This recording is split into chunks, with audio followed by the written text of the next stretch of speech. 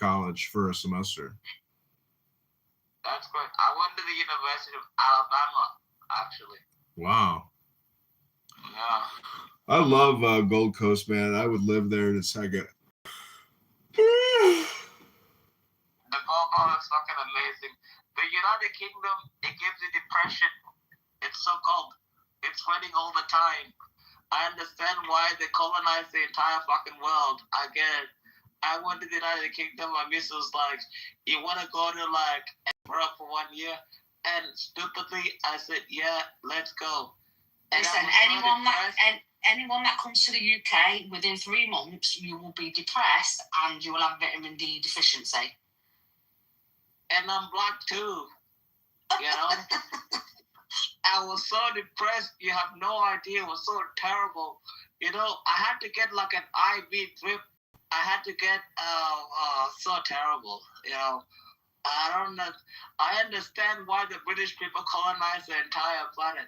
They had no choice. Because that island, either you like football, either you like rugby, either you like something, but staying there, it's so bad for your soul. You get so depressed.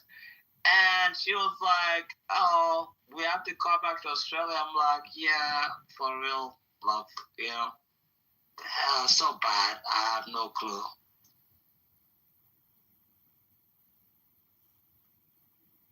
So in summation, we have discussed and analyzed an attack by a Clubhouse super user here known as Andrew R., the false messiah, the Antichrist, who has wasted his flock, his sheep's time like no other. But maybe he's just holding them hostage because he wants to keep them safe because of all the terror that exists in the world. But we believe that we have essentially correctly diagnosed the situation with a TBI, maybe even PTSD, because coming out of the closet can be actually probably very terrifying if you're not, used to abuse and you've never been indoctrinated or conditioned. But we can't talk about such things because if you do, that could be labeled as hate speech by YouTube Live and the moderators sitting in the Philippines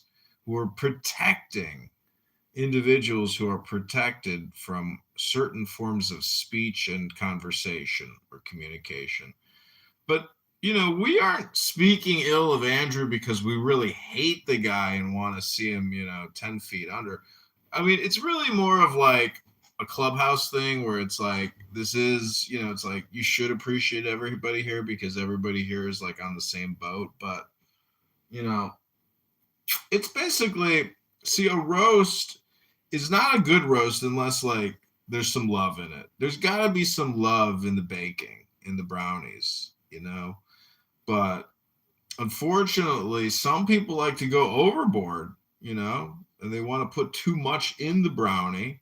And then the brownie just becomes like a chocolate mess and you lose the original browniness of the brownie and you're just like, I kind of just like a plain brownie, But anyways, when you make a pass at a man at a party and you're coming out of the closet and you're still a little unsure of whether or not you could really go through with it and take another man's cock and slurp it and suck it and deep throat it and spit all over that cock, and jerk it off until it comes in your mouth and be like, I'm gay and I love it.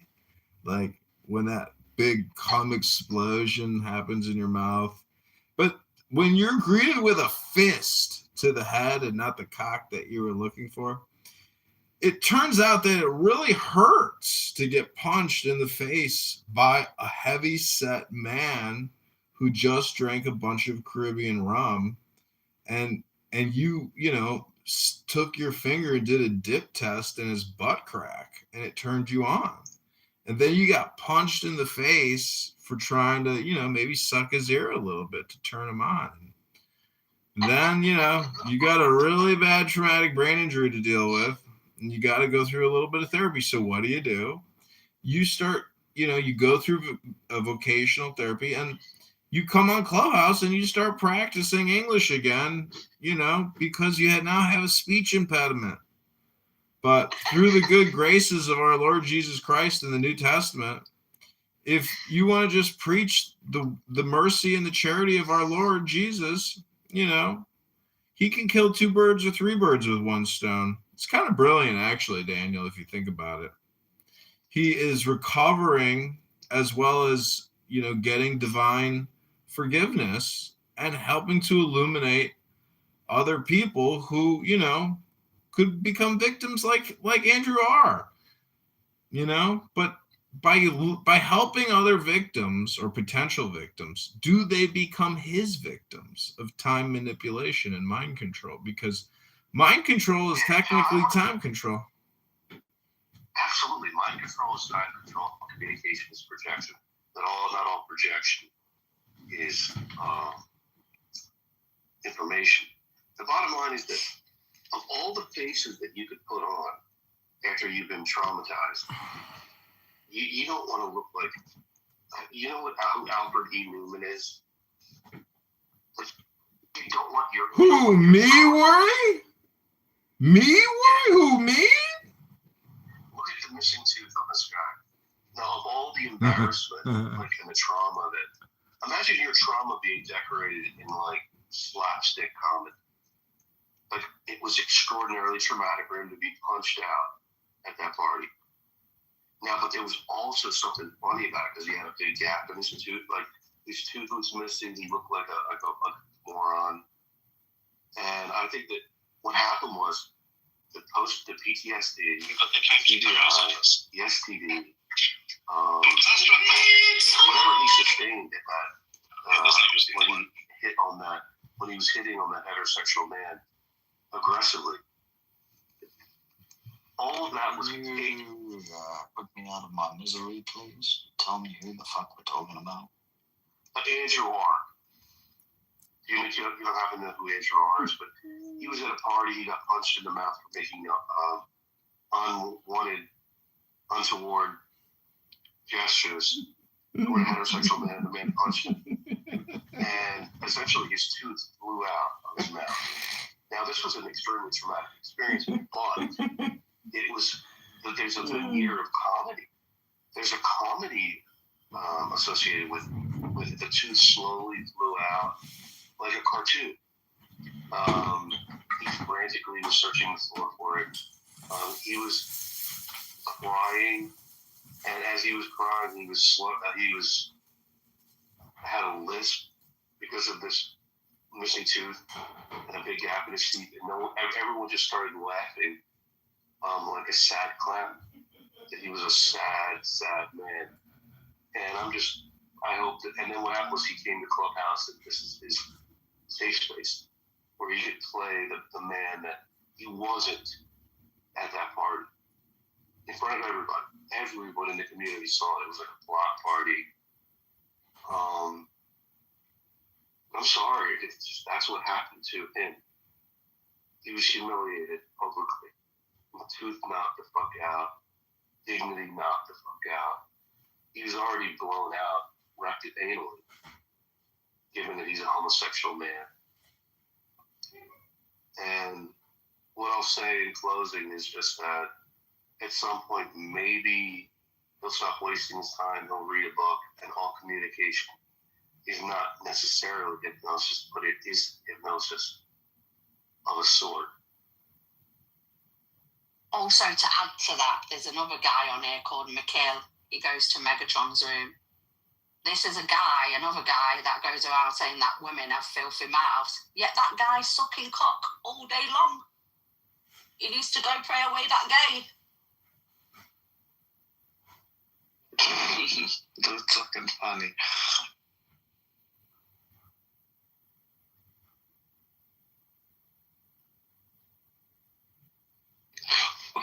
Why is your accent so different, Sector? I have to ask you. I'm unique. It's insane. I don't know. The way you speak, it's like... What up, it's so what up, terrible. CM? Kind of nice. It's like weird. Yeah, I had a really distinctive I'm like, voice. why do you speak like this? And somebody else speaks like this, so terrible, you know? And you come here to just like, you have to praise the cocoa where I'm just like, wow, this is a United Kingdom.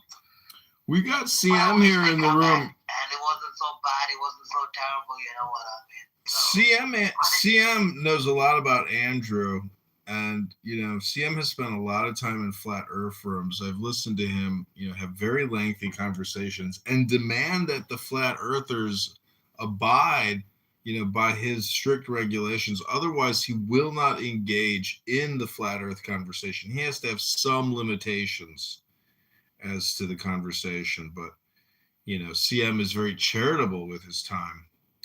But Daniel, when Andrew was punched in the face and the tooth came out of the head, I like to visualize it as like a Matrix movie, as they both look at the tooth and blood splatter in the air, and they're all just observing the tooth fly by simultaneously, slow-mo, and they're like, whoa, bro, my tooth is flying across the room, bro. Why did you punch me? I just wanted to spread love with you, bro. I wanted to have a love experience with you, bro, and you decided to punch me in the face as a result of my tongue going in your ear.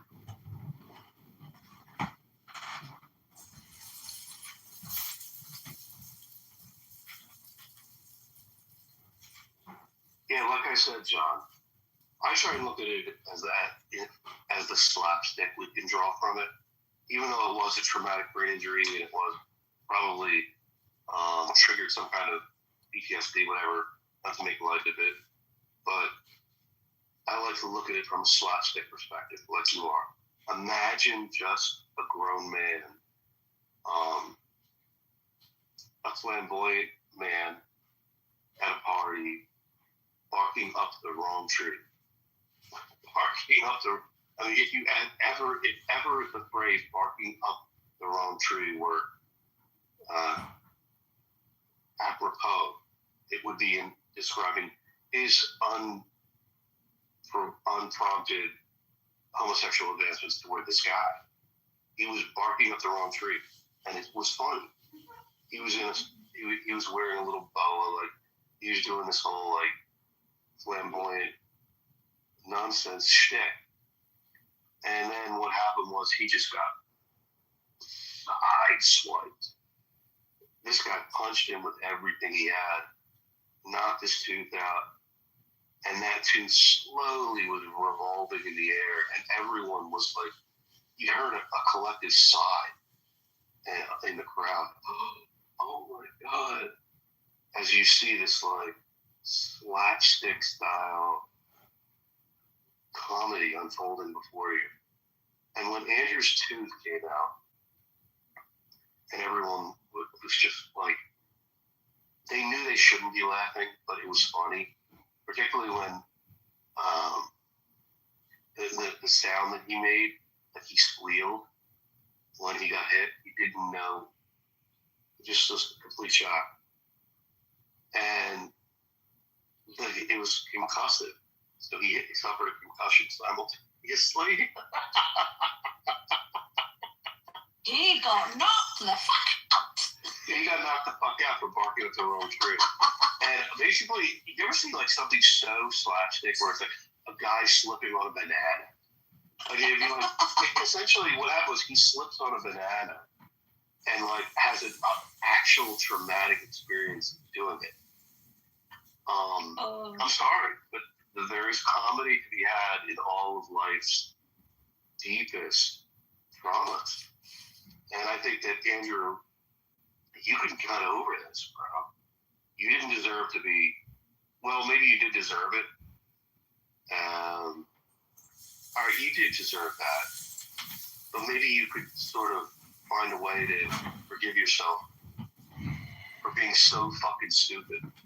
So, Daniel, 4 years ago, he was telling us about what he was talking about with the man who attacked him.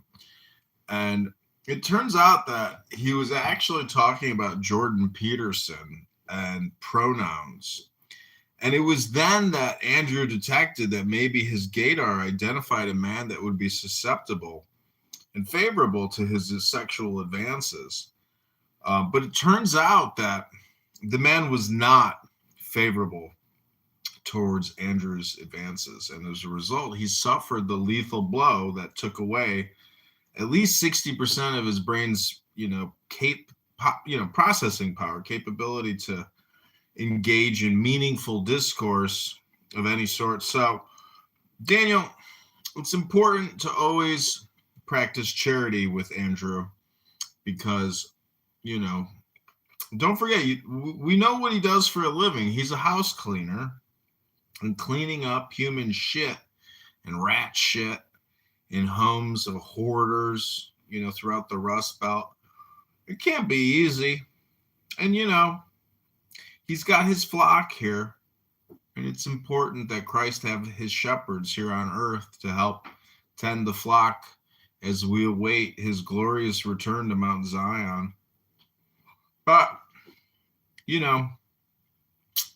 imagine what he had to tell the dentist. Like, oh no, Andrew, what happened? Well, I was at this party and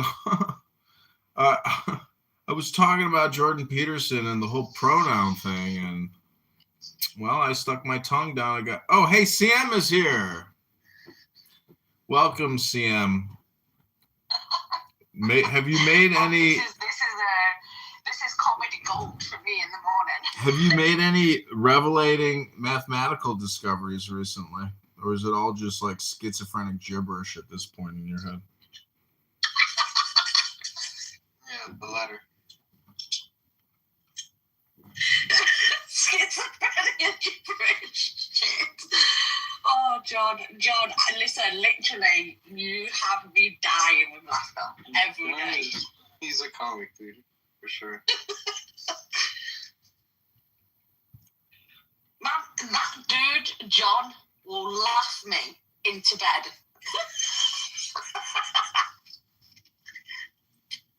Have you seen his PTR? Look at his PTR right now. You know that's his real setup? Man, he's cool, man. He makes my day. He has like 30 accounts going at once. All streaming. I can't believe you from Nottingham. I love that country since I was a kid. God bless you. You heard, Saxon? Say hi to YouTube. Yeah. We're all being streamed to YouTube right now. Hello, YouTube.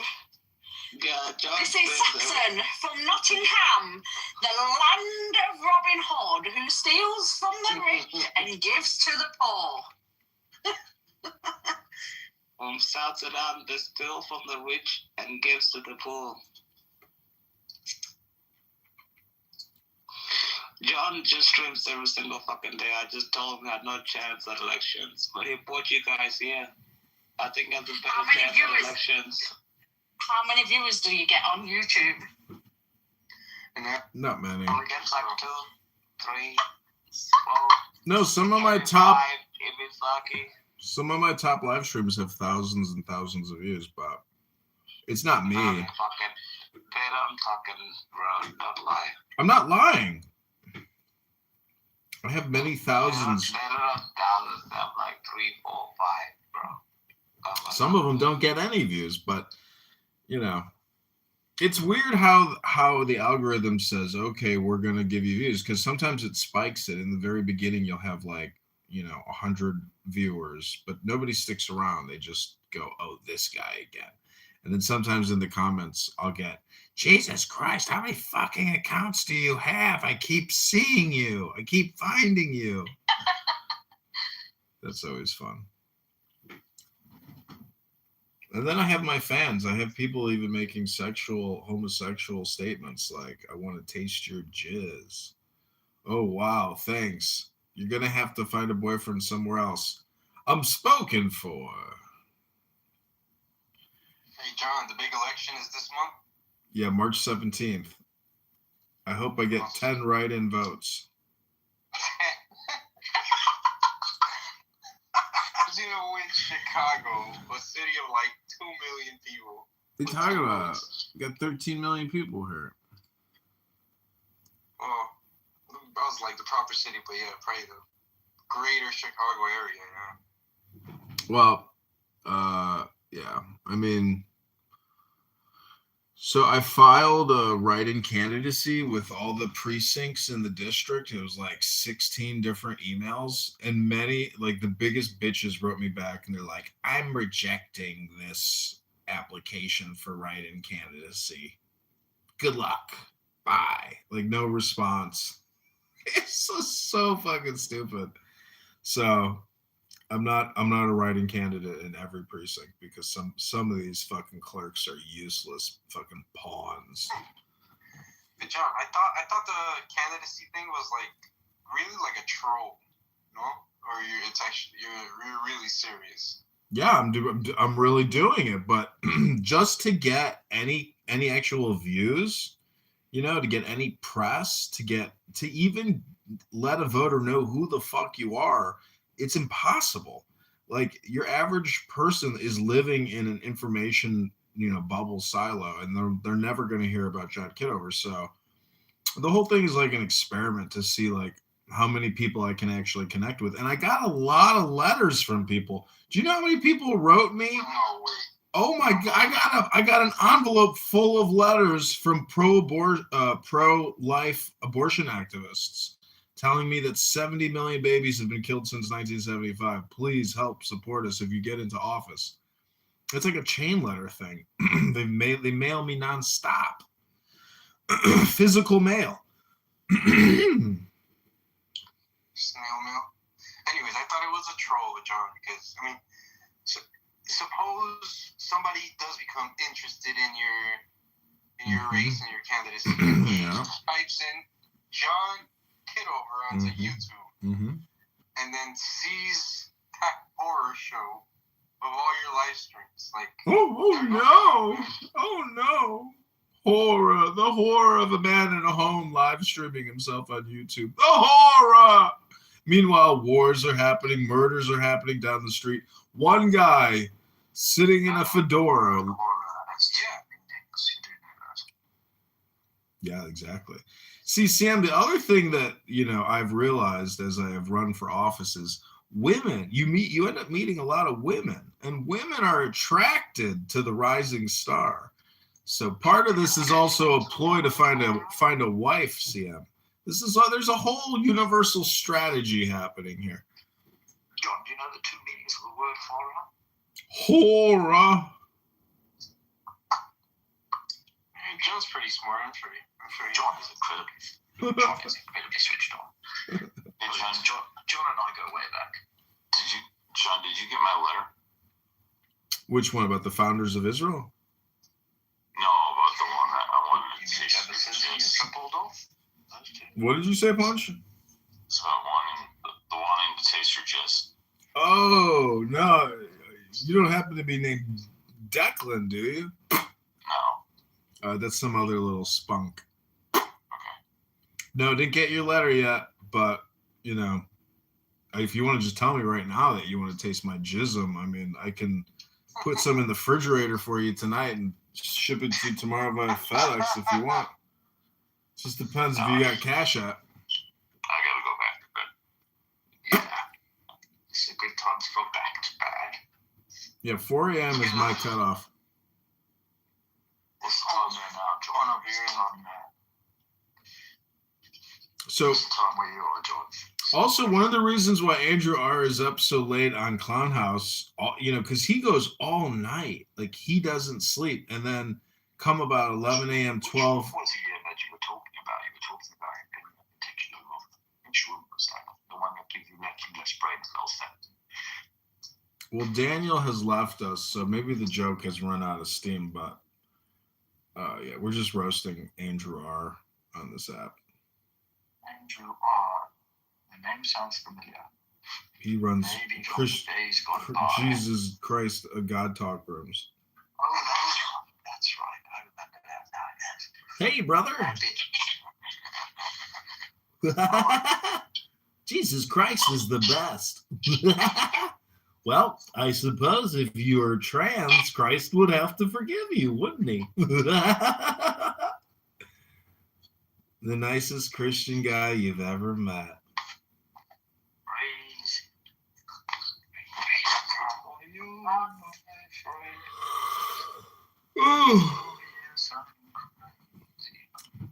So the election is March 17th. After that, I'm pivoting to the mayoral election here in Chicago. So 8 more days to run for Congress. And I'm sure we will lose, but, you know, it will be interesting to see how many write-in votes we get, because they will announce it. John Kitover got these many votes. And I'm pretty sure I have connected with, because I do believe people look at the internet. And even though people may not. Are you excited? I'm actually just glad it's going to be over. Like, I'm tired of, How to be a candidate. Well, I'm tired of knowing I'm not on the ballot, So it's like, now I can start fresh again as the mayor. Why is it going to take you? To the mayoralship of Chicago. I'm going to influence the next mayoral election. Wow. Pretty good stuff. Yeah. Politics is nothing more than being hypersocial. Most people do not want to use their identity on the internet. They want to protect their identity and conceal their movements on the internet. Not me, though. I'm willing to bear all for the sake of liberty, justice, truth, freedom, and the American way.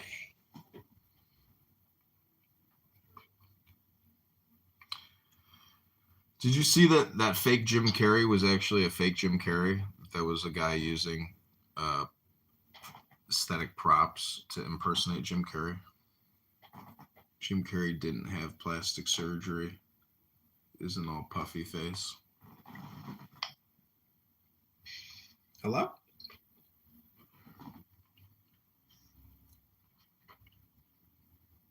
I'm looking at your books there.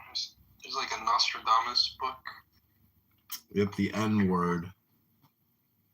When I say N-word, people are always like, just say N-word. And I'm like, Nostradamus. Tantra for Westerners. Tantra. The Devil's Diary. Shobojin. I can't make out any others. Shobogenzo. It's a famous Japanese Zen book. Zen poetry. See, this is the problem with Christians and Jews. Maybe not so much Jews, but maybe more Christians. But India, China, and Japan are full of spirituality, but they just present it in a different way. And if you study it, it's like studying math, It takes time to understand it because it's all just translation. Like God and Tao are essentially the same words. So, but we're just so hyper conditioned on our English that when we introduce new concepts by using words you've never used before, it's hard to understand it in the same way that the word God. And when people say, that's not what philosophy has, that philosophy has nothing to do with God. Oh, really? Geez, how many books have you read? Because every book I read about philosophy seems to constantly talk about God nonstop. So clearly some people want to turn philosophy into something that it's not really what it is. They're doing something else. It's more like academic philosophy as opposed to like spiritual philosophy. Hello? Hey, John, you don't think you'd get more votes if you started, like, role-playing like a Christian politician? It's possible, but I don't want to go out of my way, I like my shtick. And since I'm running... You're never going to get elected. You need to be a Christian politician. I don't know how to break the bad news to you, Sam, but the voters don't choose who the next mayor is. That's just the way politics works. The voters don't actually choose. But what I can do is try to... the State Board of Elections essentially chooses who the winner is because they determine who's on the ballot. And no one has the energy or the memory to write in John Kitover. They have to actually just have a hole to push a button because that's how stupid we are. But, you know, the whole thing is it gives me the ability to do public communication in a way that I could never do unless I was running for politics, you know, which is just basically social communication. You don't really do anything as a politician. It's the art of actually not doing anything, which is what I want to achieve, which is we need to stop this insane spending, which, you know, the books just aren't balanced. And everybody loves a balanced book. If you got elected, would you continue streaming every day? Yeah, I would just turn the entire office into a live stream and then do Clubhouse. I would have the constituents come on Clubhouse and use it as our preferred platform for complaints and ticketing. You know, I got a pothole on my street. Okay, well, have you gone on Clubhouse to submit your complaint yet? I'll have like Oddcheck. You know, I'll pay Oddcheck to sit here and field complaints for constituents. Oh no, that's so horrible and so terrible. Mayor Kitover will definitely fix that for you. That's just awful, terrible. Be your administrator. Yeah. It's not so bad, Kitover. You know, you can do whatever you want and everything else like that. It's not so bad. You're gonna be the administrator. Oddcheck hates libertarians. He thinks they're full of shit. They're losers. Oddcheck, do you like paperwork? I hate fucking paperwork. Oh, there you go. So everything's gonna be digital. You see? Mm-hmm. Everything's gonna be digital. I hate paperwork. I hate libertarians. I think you keep running for Mayor Kitover. I hope you win. I hope you shake things up. We need different people, everything else like that. But I just think like libertarians are just horrible people. You must. I hope you win. I hope you win. By the way, actually, you're from South Sudan, yeah. Yeah, 100%. So you're on the right side of history. Congratulations to you. What do you mean? We won. You won. Exactly. You won. You won like this. We won. Don't take this. By the way, with your accent, I can tell you're Somali. 100%. I'm Somali. With your accent, I can tell. Come on, Echik. You know exactly who I am. We go way back. I know, terrible. But I'm just saying, South Sudanese, we won. We love America. We love Israel. The gods. And we're gonna continue winning. But libertarianism is terrible. Libertarianism is terrible. Have you made friends with the Somalilanders yet? Somalilanders? You made friends with them yet? I wish. Come on, dudes. You South Sudanese and you Somalilanders should get together and become one. I said I wish. You know, good people, great people. Hey, H-Check, who's worse, libertarians or evil leftists? Oh, come on. That's easy.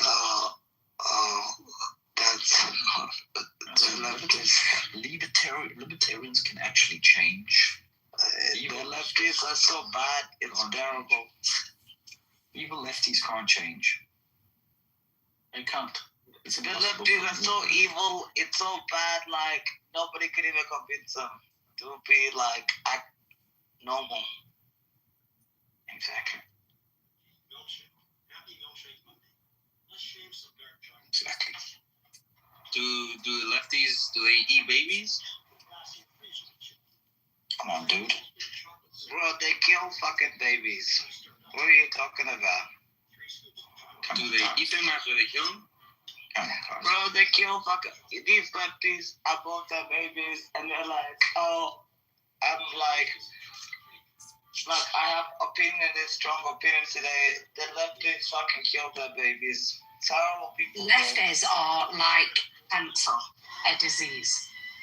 They're like cancer. That actually destroy places, not build. I mean, like in They're your the country, worst like of us. Yes, Zelensky. yes, in my country, the lefties are a disease. Like They're a Zach problem. Zelensky. Zach Zelensky, is he a lefty? Who's Zelensky? Zach Polanski. Zach Polanski is a cancer. Is he in Labour? No, he's No, not he's green. fucking Greens. He's the head of the Greens. He's a scumbag, terrible person. Oh no! Do you know what? If I thought the Green Party had a chance of getting in, I'd vote the Green Party. You would? Then you're Yeah. a lefty. You're a lefty. No, he's got good policies for the country and the people. Do you know who he is? Are you sure we're talking about the same person here? I don't think we are. His name is Zach Polanski. He actually changed his name. His name was David Theodore Herzl Holden. Oh, no. Nah, that guy is such a scumbag. Zach Polanski is like the head of the Green Party. He's so terrible. Hold on. No, we must be talking about the wrong person, dude. Hold on. Do you know that he changed his name? He changed his name from David Theodore Herzl Holden to Zach Polanski. Did you know that? No, when did this happen? Look it up. Do me a favor. Just Google David Theodore Herzl Holden. And then look up Zach Polanski. They're one and the same, one of the same.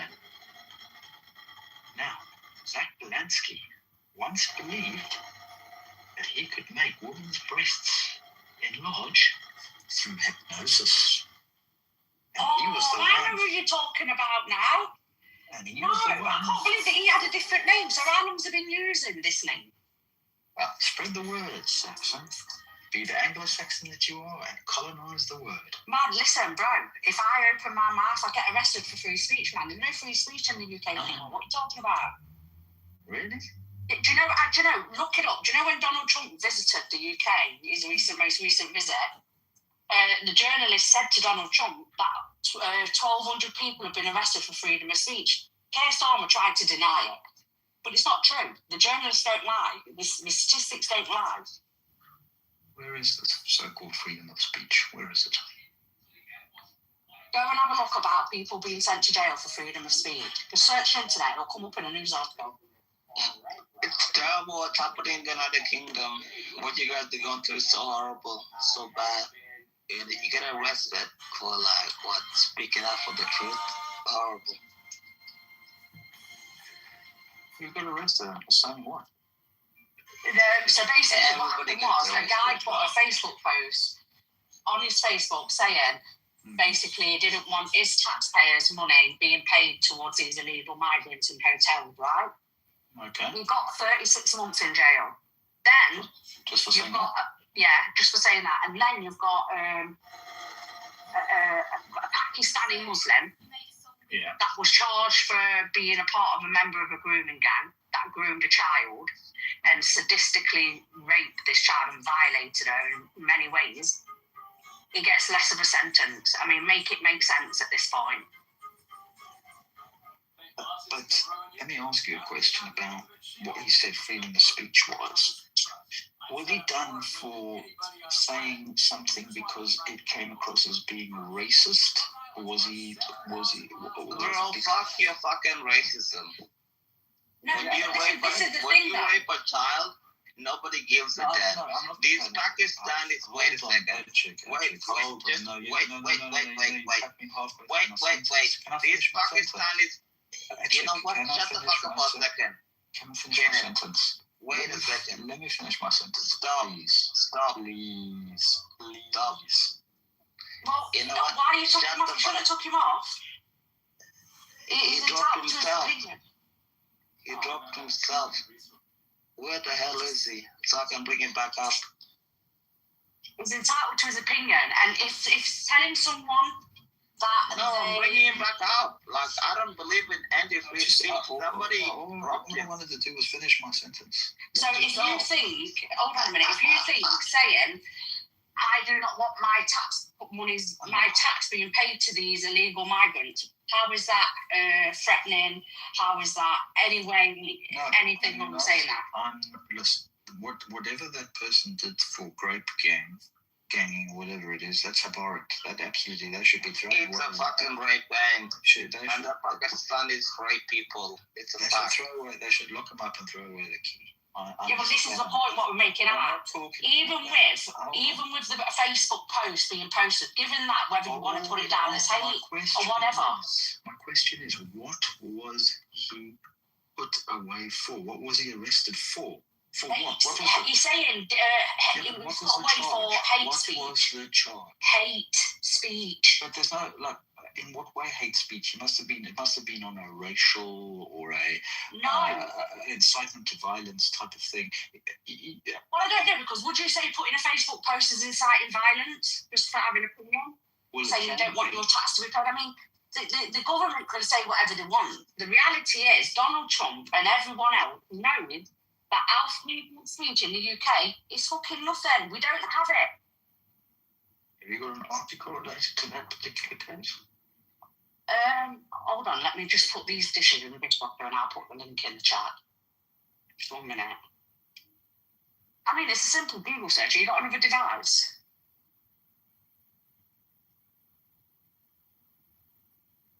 Or has anyone got a device? Have you got another device or not? Or do you want me to get the link and post it in the chat? Which one?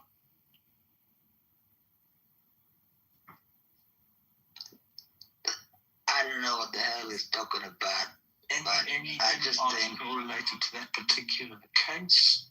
Hold on, I'll get it. You really want to talk about the Pakistani rape gangs? No, I'm and not the terrible things that they've done. Talk about that. That's disgusting. What are you talking about? The Pakistanis? The Pakistanis.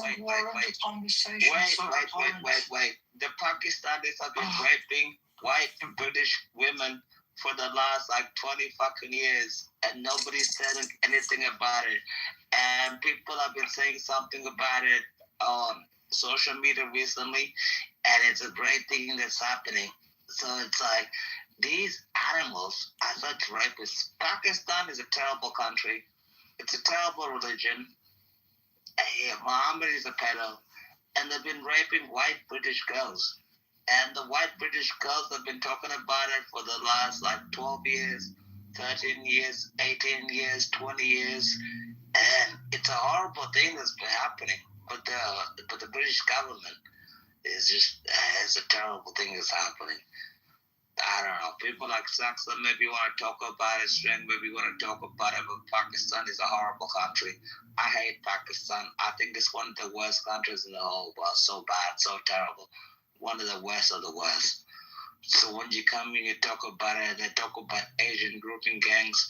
It's a horrible thing to say, you know. It's Pakistan grooming gangs. They're the worst of the worst. They're child molesters. They're pedophiles. They're terrible people. And they're the worst of the worst. So people, when they come here, they just they want to talk about terrible things. These are so I'll put the link in the chat. It's an actual police. So bad. It's an official police link on Facebook. Go and have a look.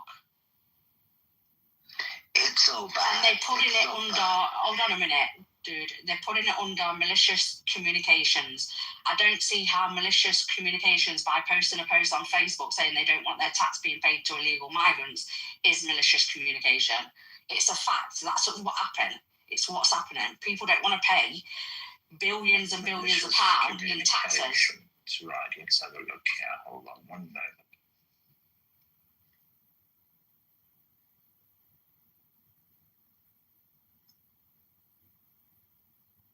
I mean, I can also give you a link to the grooming gangs. I mean, this has been going on for 30 odd years. And the government's involved in it. Parliament, judges, okay, let's have a look at malicious communications. Malicious communications cases in the UK involve sending indecent, grossly offensive, or threatening messages with intent to cause distress, punishable under the Malicious Communications Act 1988 or Communications Act 2003. Penalties this is the point. This is the point. Penalties include up to 2 years in Are you prison, finished? with the recent cases focusing on social media, harassment, and digital communication. Right. So please tell me how putting a Facebook status saying I do not want my employment tax being paid for illegal immigrant malicious communication. Please. You keep repeating yourself. For God's sake, stop it. We've heard it 5 times now. It's subjective and arbitrary enforcement, obviously. Hello. So tax being used for what? What I'm saying is when people pay For taxes. illegal immigrants.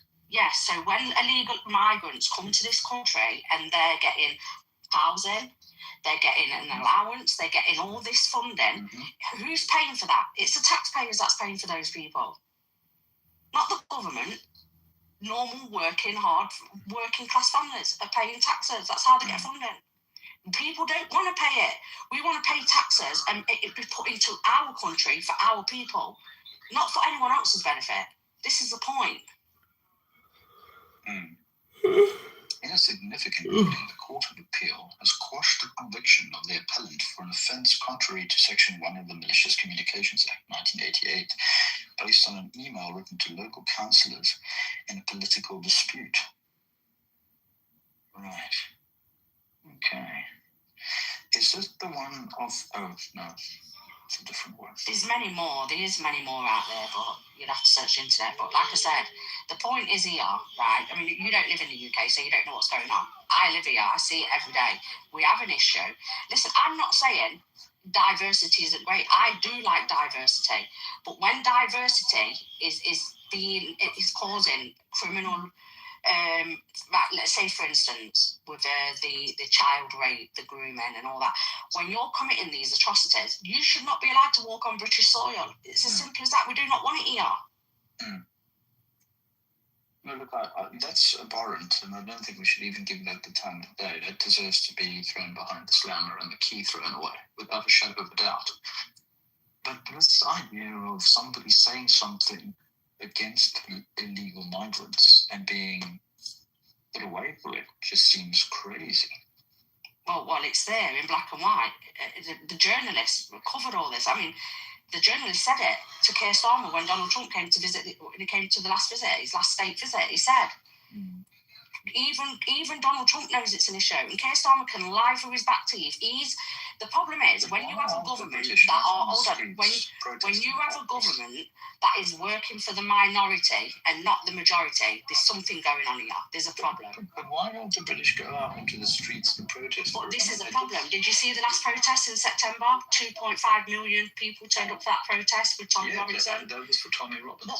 What did Keir Starmer say in his speech a few days later? He said, "This is far-right racial radicals." This is what he said in his speech. We can't even put a flag up, a patriotic flag, in our country without Muslims ripping them down or other people saying this is racist, just for flying a flag. I mean, this is what the country's come to. You just have to go on the internet and search it, bro. Like, it's everywhere. Have the British learned nothing from their cousins across the Thames? I mean, across the Channel? Have you learned nothing from your cousins from across the Channel when they did the French Revolution in whatever it was? And, do you know what? Said, let them eat cake. This is a problem. This is a problem. I do not know what it's going to take for the people to wake up. Right? I do not know what it's going to take. But something, and I can feel it coming. There's some civil war coming. There'll be civil war. It's unbeatable. Maybe sunshine will make people wake up. Get rid of the clouds. Well, because everybody lives under a cloud in that country, don't they? No offense. Well, I don't. I'm very awake, so. No, I know you're awake. I'm talking. But you've got to look at me. I'm just a normal person. I'm a nobody. I was on TikTok for 2 years. Don't put yourself down. But what I'm saying is, I'm a nobody, so I can't advocate for the people. Tommy Robinson is the voice of the British people. Right? This is why he's got so many supporters. The point is, every time he turns up for a protest or people turn up for protests, we're branded EDL, far-right thugs, right? And this is a problem. It's none of that. We're just patriotic people. We do not want this shit on our land. The thing is, Britain has always been the bastion of civil liberties. So So I mean, you got Anjan Chowdhury. He was jailed for trying to advocate. He was a known Muslim terror. He was a known Muslim radical. He got locked up for advocating for Sharia law. They want Sharia law. They're advocating for Sharia law. If you want Sharia law, fuck off back to Pakistan or wherever it is you come from and practice it there. You cannot come to a Western democracy country and try and change the laws of that land. It's not going to work. They want to introduce blasphemy laws. They're telling people in the most recent thing, just I think probably the last couple of weeks, that they do not want people eating in front of Muslims during Ramadan. What? But hold on a second. Can I just say something?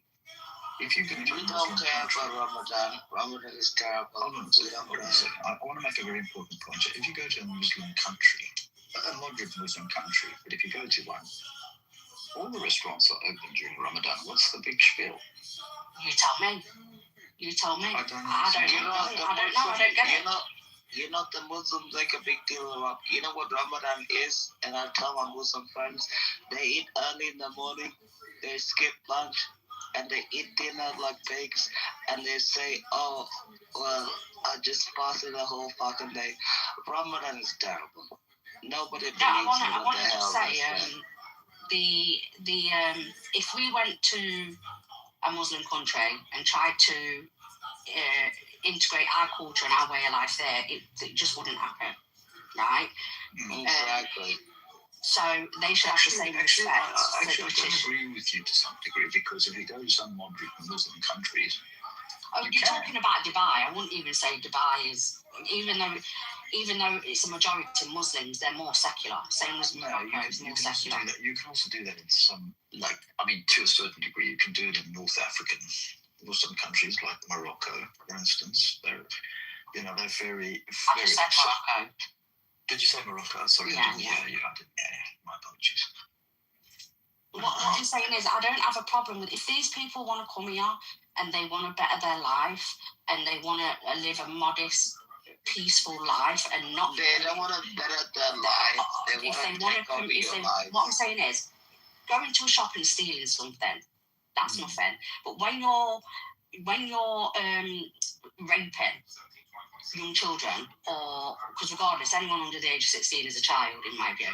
So if you're doing this kind of thing, or you're committing any kind of violent terrorist attack, or even thinking about, if you're known to the terrorist watch list, we don't want it here. We do not want it here. Live peacefully. Just integrate. That's all we're saying. Integrate and have an happy life. That's it.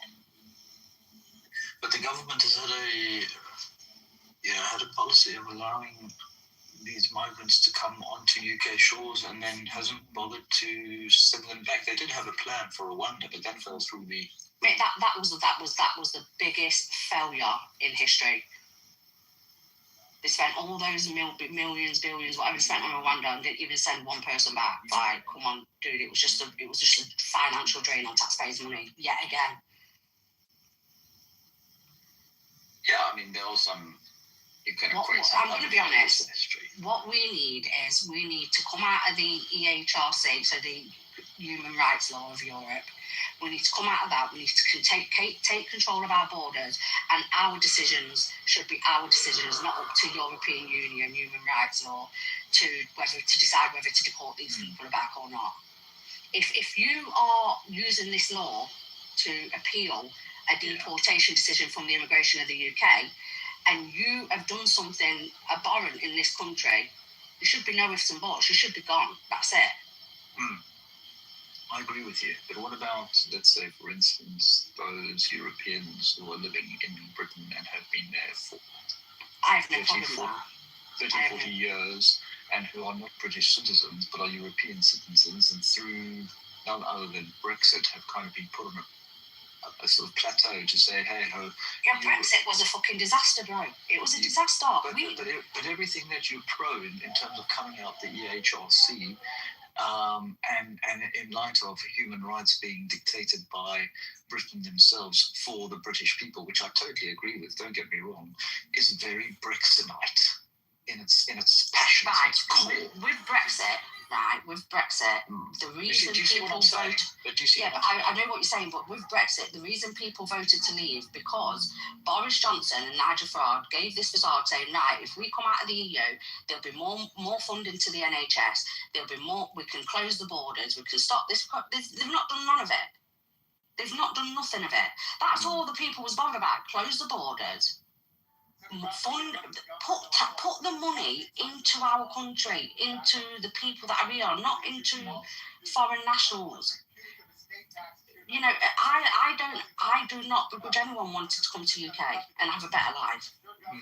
But just don't commit crimes. I mean, it was a few years ago, an Afghanistan man came here. He raped a young child, went to jail for 4 years. The Afghanistan government told our parliament, send him back here, we'll deal with him. They protected his rights as a human being, let him stay in the country, then to go on and rape a woman. Like, what the hell's going on? And they're protecting these people.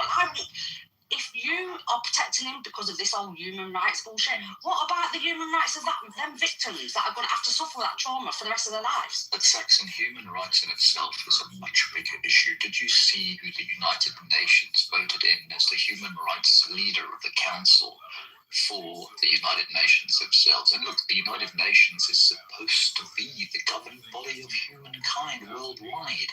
Who did they vote in for human rights management and overseeing? Do you know who they did? Do you have any idea? No. It was the country of the Islamic regime of Iran. Look it up. Man, it's crazy to me, to be honest. I think, can I be honest? Be honest, because you seem like an intelligent person. Thank you. Right? I believe, and tell me if I'm just being paranoid, if you think it's just conspiracy. I think this country and the government are more working for the minority than they are the majority, the indigenous people of the land. And also, I'm starting to question, are they allowing this mass migration to use these people again as an army against the indigenous people at this point? Well, let me tell you something, Saxon. You're talking about the UK specifically, aren't you? Yeah, UK specifically, yeah. Okay. Well, let me tell you. The problem with the United Kingdom is that it's had an open entry for those who've lived in the UK to become part of society and integrate in the way that they've wanted to integrate, not in the way that the governments wanted them to integrate. So therefore, they've taken positions of power and have infiltrated those positions in such a way that it's too late now to turn back the clock. And that's why Tommy Robinson is so upset, because from the inner echelons of the society within British culture, it has been usurped by that of which is so different to the culture and wants and desires of British people themselves. And I agree. Further to that, the problem that you have is that at the moment there is a small percentage of different cultures. I say small percentage, but exponentially this percentage is going to grow if things don't change in the UK to a point whereby it will take over the culture of British society and become part and parcel of the fabric of the society from that culture within and change the dynamic completely for Britain for good. Right, and I agree totally with what you said. And that's going the point is, Tommy Robinson's being silenced, right? All the time they're throwing him in jail. They're trying to silence that dude, right? They do not like him. My issue is when you say about these people coming into Parliament, yeah, I don't think if you are a Pakistani, Indian, black, anyone, if you are not white and English, you should not be in Parliament at all. At all. It's like me, as a white woman, going to another nation, another country, and trying to go into their parliament. They would not accept it. Actually, I don't quite agree with that statement, because I don't think the colour of one's skin should determine the unjust reference to overall racism within the country itself. Well, okay, if you want to put it like that, then they shouldn't be having Muslims in Parliament. Let me just finish my that have statement these for a radical second. views. One's And I think where the problem comes in is where religion supersedes culture, right? Okay, where you've got religion which supersedes culture against a culture that has not been identified or taken on by that respective religion. Now, there is one religion out there which unfortunately sees itself as being over-dominant based on the idea of expansionism, right? Right. Okay.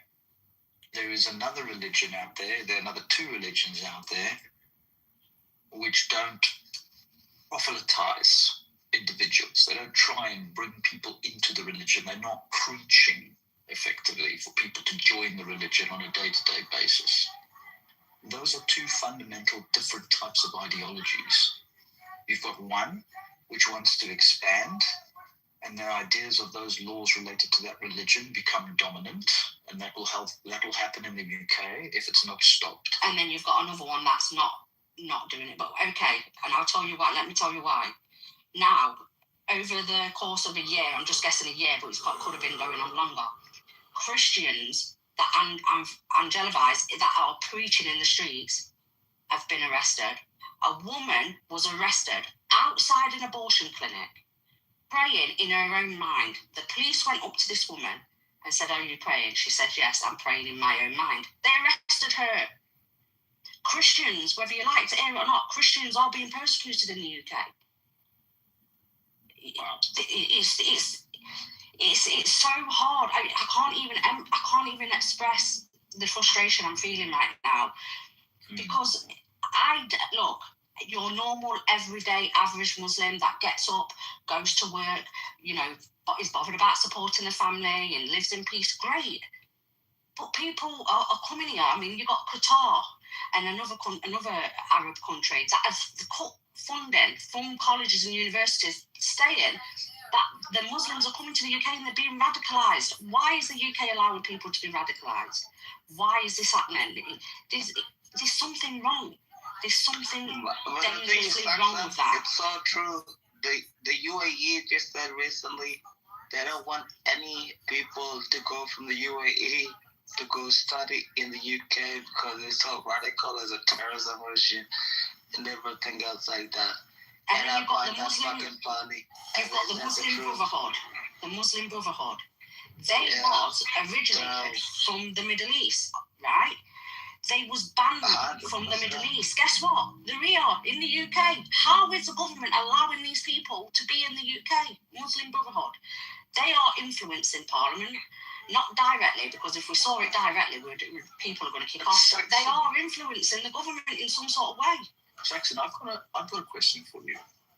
Why is it that the United Kingdom has not prescribed the IRGC as a terrorist organisation? Oh, you tell me. I think it's absolutely absurd, to be honest. I think it's crazy. I mean, do you know Keir Starmer, when all this went on with Iran, right, and Israel and America started retaliation, Keir Starmer's speech was, "I have to think about certain communities in the UK." Why are you didn't retaliate and you didn't go against what Iran was doing to its people and what it's been doing to its people for all those years just because you're worried about the Muslim community that they'll kick off and take to the streets? That's not what it should be like. That's not right. So you're going to sit there, turn a blind eye, same with Cyprus. Iran attacked the Cyprus military base. They didn't even do anything. Like, look, my mind's baffled. I can't answer why this is happening. I just don't know. Saxon, the fight has to come from sort of within, and it has to be done very carefully, because when you're on the edge of a precipice in relation to something blowing up in your face, which unfortunately, this is the reason why I truly believe England, France, some of the European countries have not got involved at this stage, is because they are, for good reason, incredibly worried about their own citizens on the streets of main capital cities. And I'll tell you, the thing is that if, let's say, Keir Starmer, whom I don't like at all, were to actually go in and assist Donald Trump and Bibi Netanyahu, right, full on, you would probably be seeing images similar to what you saw on 7/11 was it, in the UK? Yeah. Or whatever it was, I can't remember. With bombings going off pretty much everywhere. I mean, I think they've thwarted. I can understand that, but if his speech was addressed to say, right, the reason we're not retaliating, the reason we're not getting involved in this is because we're worried about, British people. It's not. His speech was more in pandering. Yeah, and that's not good. Well, it made it sound like he was bothered about the Muslim communities, rioting over it. Look, it's a very, the thing is that he is a very weak leader. I'll give you that. But the coordination that has not been done in the way it should have been done with the United States has kind of left Britain out in the cold. Yeah, of course it has. And that's a real big problem for Britain because, Britain has a different culture, a different ideology, a different view from the rest of Europe. It's much more akin and aligned to American and Western values. But at the same time, to be a lonely little island in the middle of kind of this mess, you've got to do what you can to try and keep yourself alive. And I think he is that guy with his pants down right now, hoping he can battle the waves to get back to shore. Do you know what I mean? Yeah. So and look, he didn't get voted in. He came in through the back door. I don't understand what it is with British politicians. They all seem to get through the back fucking door. When he did his campaign in the last election, he was campaigning, he was going around doing his manifesto, saying, I'm going to do this, A, B, and C. He's not done anything. Or he's done completely the opposite. Right? The other thing as well, people seem to forget this, but he, if I recall correctly, was the right-hand man of Jeremy Corbyn. Yes, it was. And also, you got to remember, he's a lawyer. His career was Crown prosecution, right? He was the lawyer for Jeffrey Epstein. He might not have had involvement with Jeffrey Epstein in that way, but he was the lawyer that defended Jeffrey Epstein in that case at some point in his career. So, to be honest with you, at this point, I think all politicians, they don't care about the people. They care about the power, the authority, the money. They're greedy bastards, all of them, right? They don't do anything in the best interest of the people. You've got the king. I mean, don't get me wrong, God bless our queen, she died. She was patriotic, Christian, Church of England, head of state, and she was brilliant. She would not stand for this mess. But the king, he's fucking useless.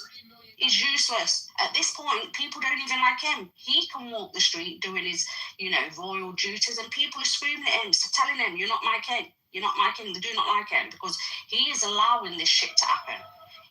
Whether he likes it or not, I know when it comes to parliamentary stuff, he's not supposed to get involved, but he has a duty to do what's right for the people as well. He can get involved and he can put a stop to this shit, but he don't.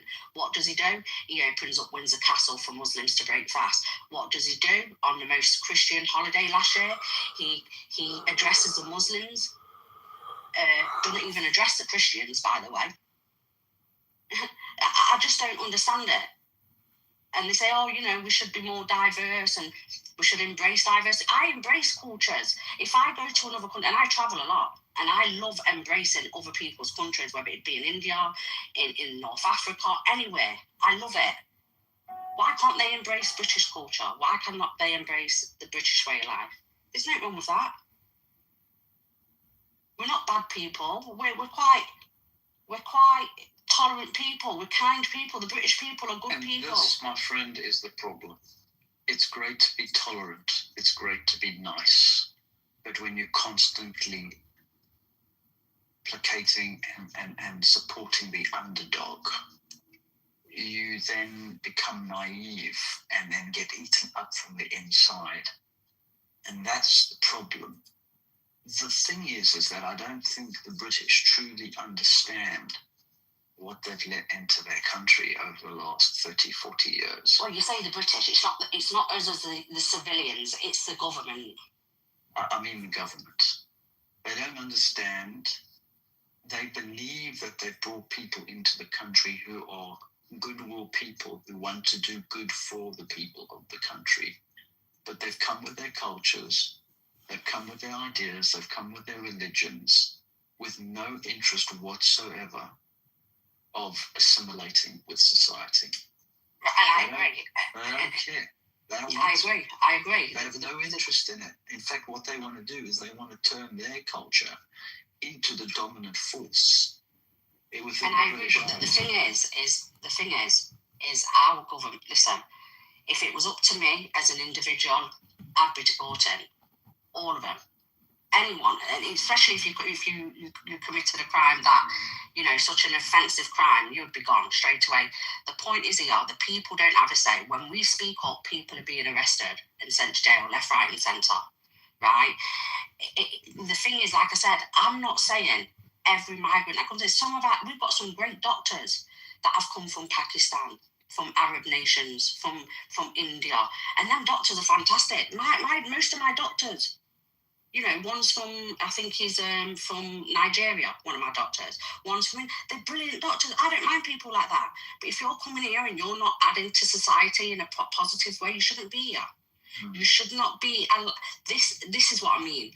I can remember sending an email to 10 Downing Street about this. And you don't get no response. I don't care. People were signing petitions. 2 petitions were circulating.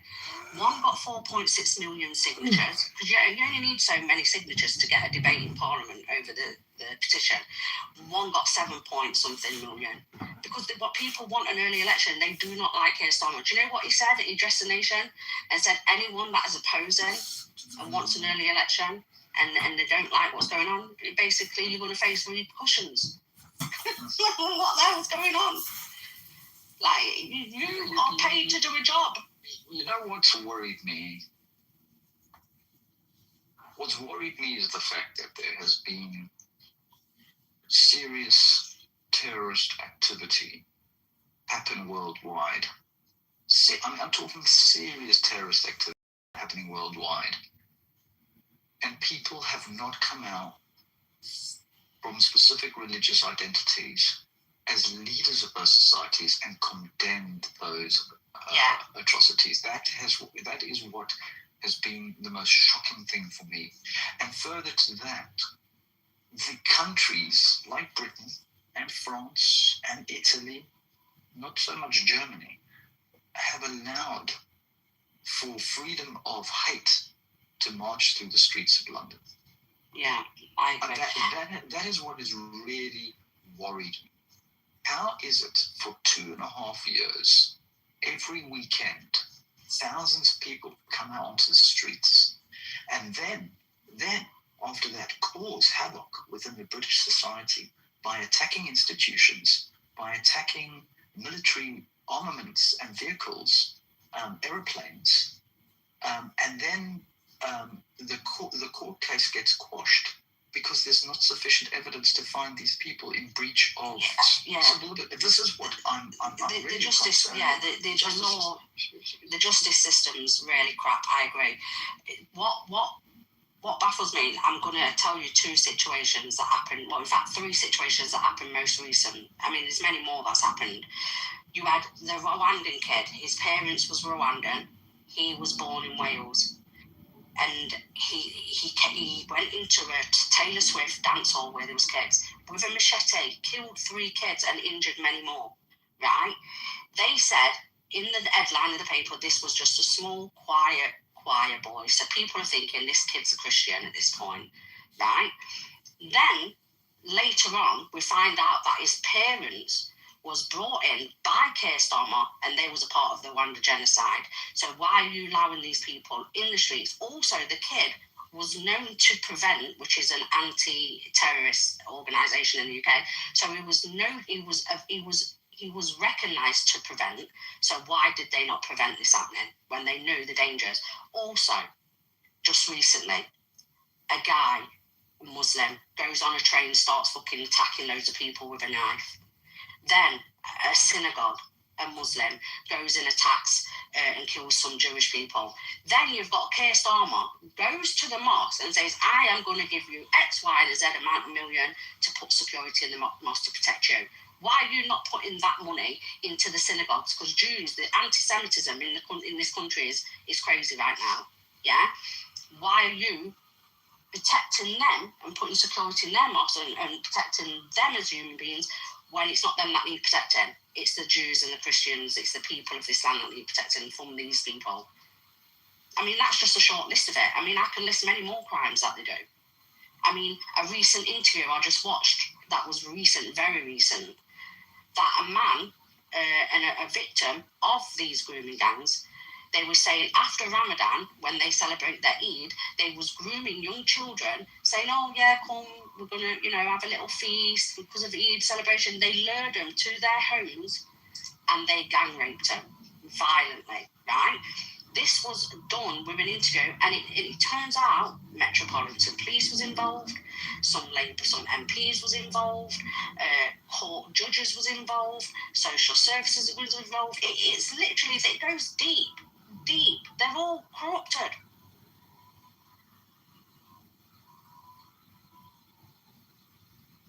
I mean, that's just a short through, man. I can name more, man, but I'd be here all day. It's just frustrating.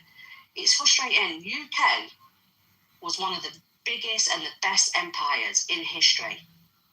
We built this country on, I love Caribbean black people. I love some American black people, the Native American black people. Black people support us British people. They support us. They know what's going on and they stand by us and they can integrate. But the issue I see in this country is from within the Sudan community, the Somali, the Pakistan and the Bangladesh. The rest of them, I have no problem with.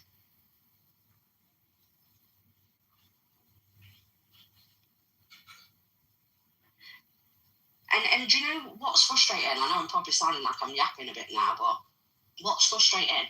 I know the British people have a bad history and a bad past, right? But we can't keep being apologetic, right? The only people that I feel we owe an apology to for anything we've ever done is the black people for the transatlantic slavery. We've paid reparations. We've been paying reparations for fucking years, right? What about Portugal? What about Spain? What about the Arab slavery? Are you going to ask them for reparations? Because that's where it all came from. And also, you forget our forefathers that got killed abolishing slavery. They forget these things. These people live on our land and they fucking hate us. Why are you here? If you hate us that much, why are you here?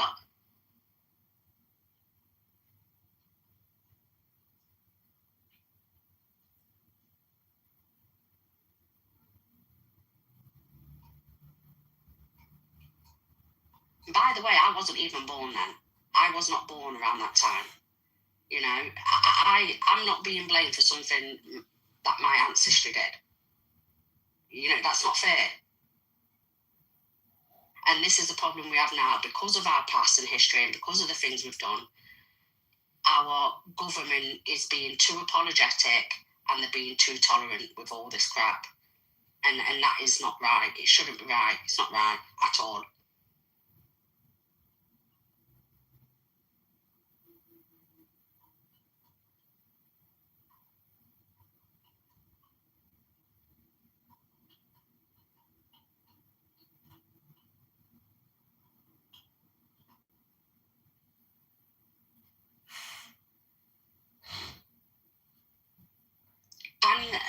I feel like I'm talking to myself. Can you not see what's going on? That the government are using the lefties to cause a civil war? The left is a dangerous, man. The left is a terrible people, worst of the worst.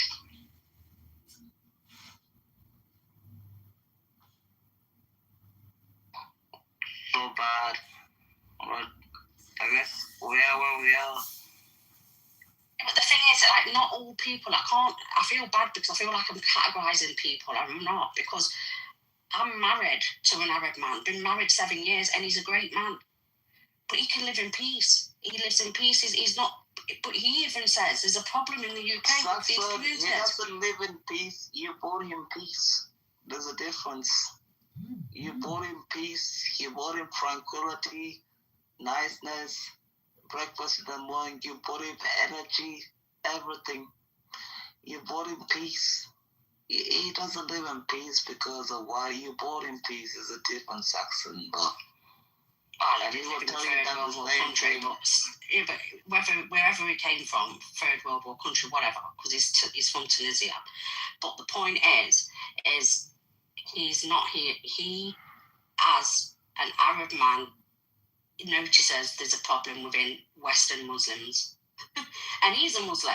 So he's saying there's a problem, and he's a Muslim. He said these people in the West are the worst Muslims he's ever met in his entire life.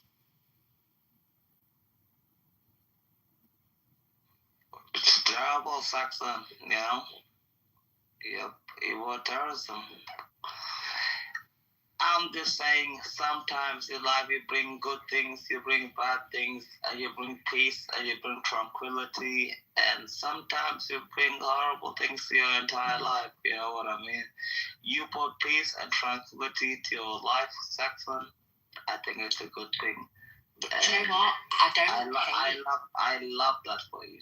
I don't hate this. I just need to make this clear because probably this is being recorded. I do not hate Muslims in general, not all of them, but I do not like what the ideology teaches.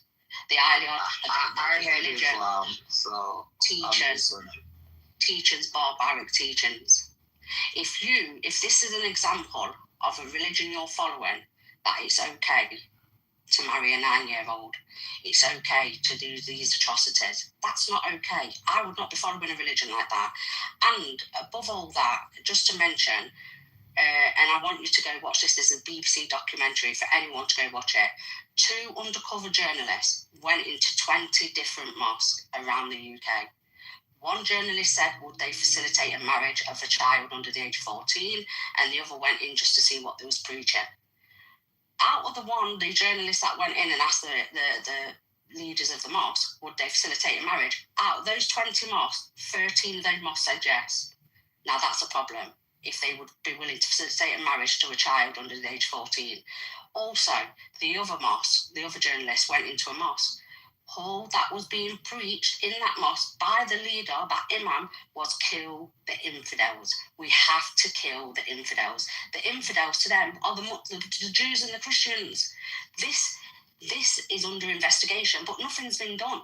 Those people should be taken out of that mosque, taken out of authority, and those mosques should be closed down. If that's the kind of rhetoric you're teaching in these mosques, they shouldn't be allowed to practice in that mosque. Close it down.